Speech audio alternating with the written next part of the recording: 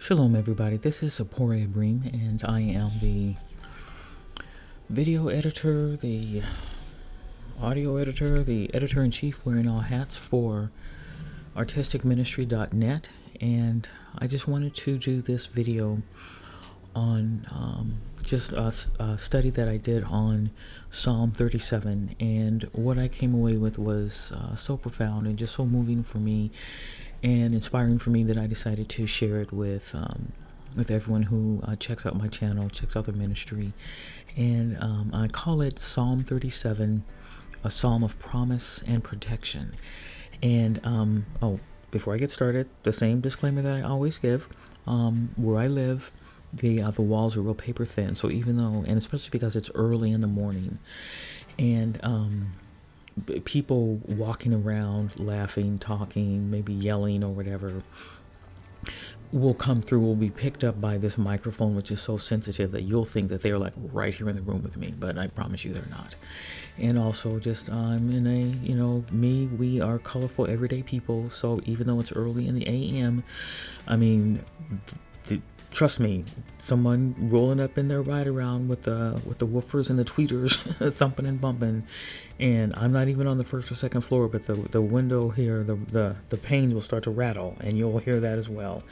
And again, like I always, there's a fire station down the street and around the corner on one end, and anything could happen with that. And right now, luckily, because it's so early in the morning, no one's at the construction site, which is at the other end.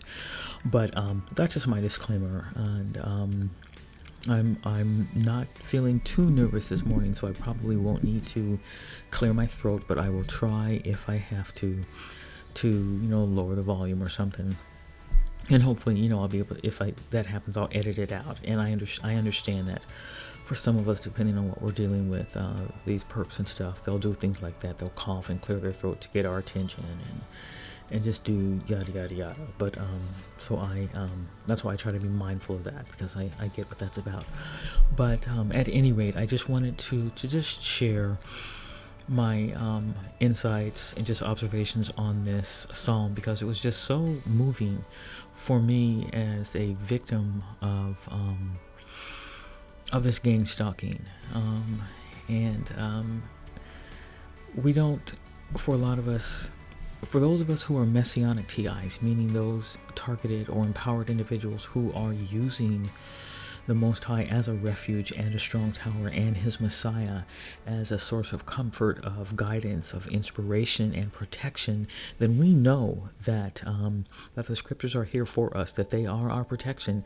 And as anyone who has checked out the podcast that I did for the ministry, This Fiery Trial, I am of the personal opinion that fiery trial that we're in, that it is for us, the fiery trial is the gang stalking.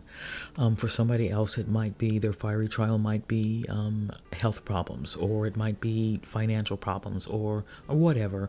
But I know that for me in my life, the fiery trial that has just tried me, and just the fires of adversity, and in order to even endure and just maintain, it has forced me to make changes in my life, to literally look at myself, how I ended up in this position, and cultivate the determination to not repeat those same actions and then make my situation even worse. And that is the result of this. And that's where, again, if you look at that verse, and it's interesting because it's going to come up in this psalm, but that verse in 1 Peter that speaks of the fiery trial. It's my belief is that that the witch stalking, gang stalking, that the Most High, that he uses the wicked to shape us.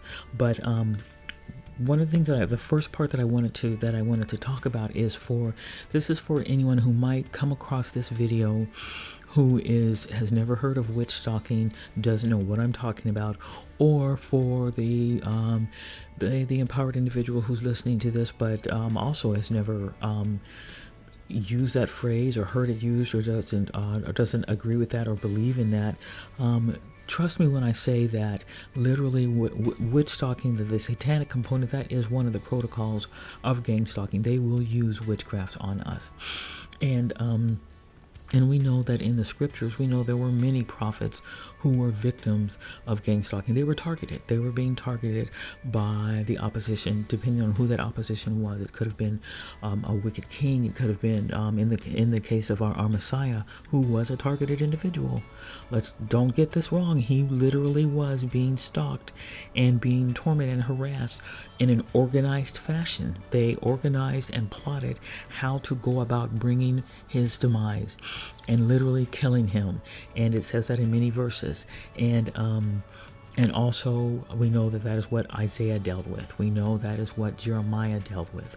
And one of the proof that I'm going to share right now about the witch stalking was what occurred in the life of David. Dawood, who was being gang stalked and targeted by his adversary, was the king himself, Shaul. But if you turn to 1 Samuel chapter 23, verse 9, it literally reads, 23, on 1 Samuel, chapter 23, verse 9, it says, "And David knew that Saul secretly practiced mischief against him." Okay, secretly practiced mischief against him.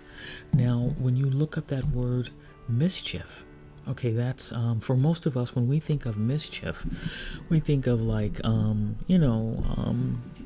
you like say somebody who takes saran wrap and lifts up the toilet seat and wraps the saran around the bowl and tucks it in and gets it all sticky and tight at the bottom of the bowl and then puts the seat back down. So some unsuspecting man or woman comes along, and just takes a pee or whatever, and it splashes back on them, and we hear them, we're standing outside the door and we hear them, "What the heck?" and we start laughing. To us, that's mischief. Or when somebody's sleeping and you tie their shoestrings together and they go, "Hey, wake up, wake up, wake up," and they leap up and start running and they stumble and trip over that's mischief. Okay, for many of us, that's what that's what we would think of for the word mischief. But remember that the scriptures that we have them in English, this is not the original language that the scriptures were written in.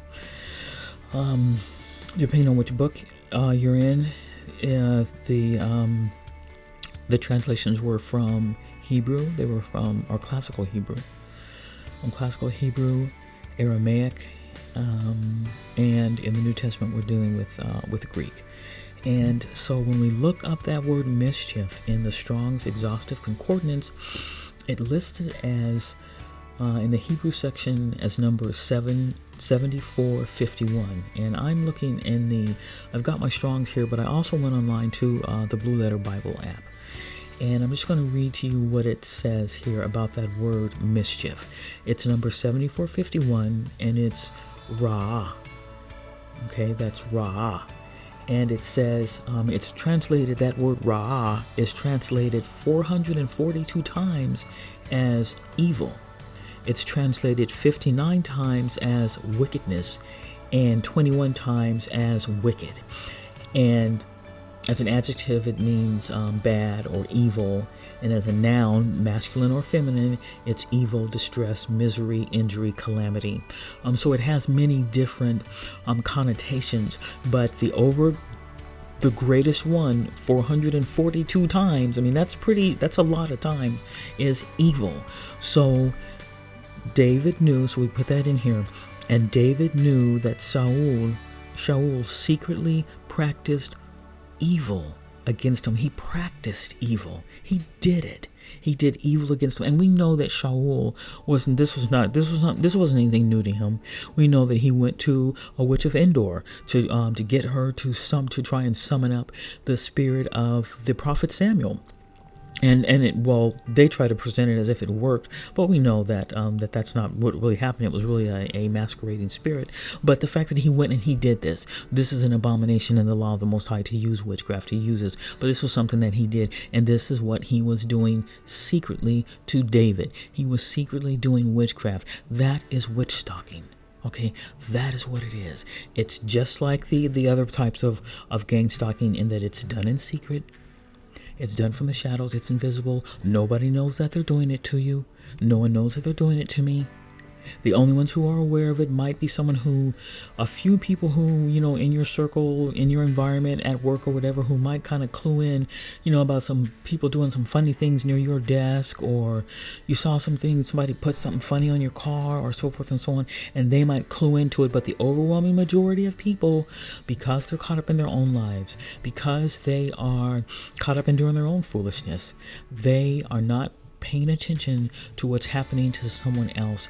And so therefore that ignorance, that cloudiness is what allows these wicked people to carry it out. Okay, but so I just wanted to just share that, to let you know, especially those of us who are victims of the witch talking, where that's a component that is being used by perpetrators, is that it's real. You're not imagining this. This isn't you. You're not having a mental breakdown or a psychotic break. This is something that they do. They walk through our dreams. They will say horrible, vicious things. Send us perverse, just nasty, disgusting, vile imagery, nightmares. We will feel our muscles moving. We will wake up right before, as we're choking, gasping for air. We'll maybe feel some of these witches. They are able to leave their bodies, and through, they call it astral projecting, can literally come into and walk through the walls into someone's home, invade their private space.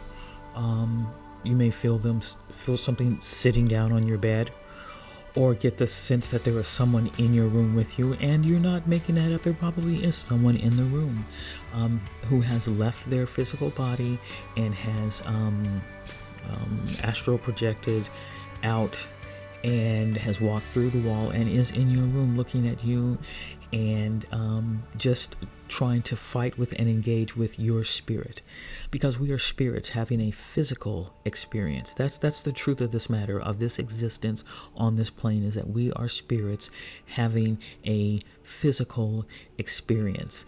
If you ever have an opportunity to listen to the videos and just discourses or lessons by Minister Kevin L.A. Ewing, he on many occasions he expresses and points out that this physical realm is actually the child of the spirit realm. The spirit realm came first, is eternal, has always existed. The Most High, who is a spirit, who is the Almighty Spirit, he created this physical realm. And we are sent here inhabiting physical vessels, houses. We are having a physical experience.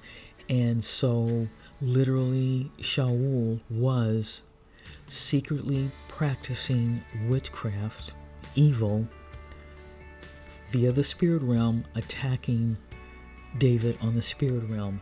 And if you look at that word, when you go through in the Blue Letter app, it gives you definitions and examples from the Strong's Concordance, and from the lexicon by Jacinius, and also the BDB, the Brown's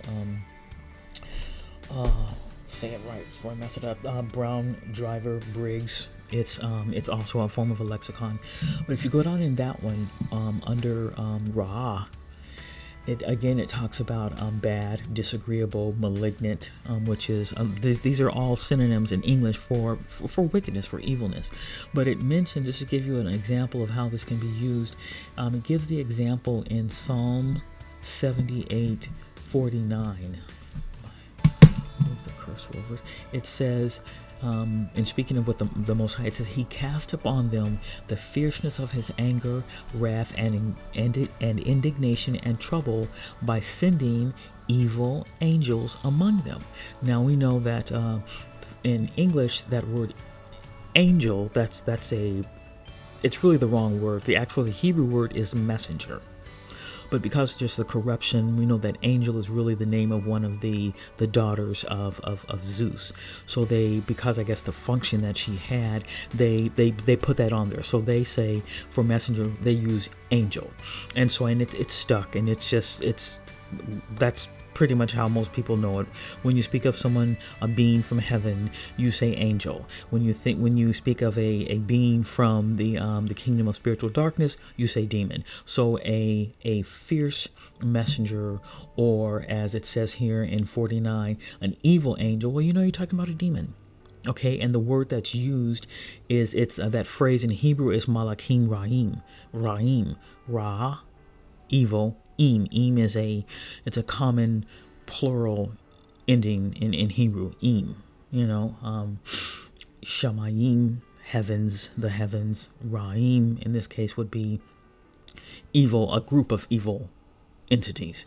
But this is what was happening. And I'm just sharing that just because when people talk about the gang-stalking and witch-stalking, they and that it was done in the the ancient times of the Hebrew Israelites, that our ancestors were caught up in this. People they get a little skeptical and they don't want to believe it, but it's true.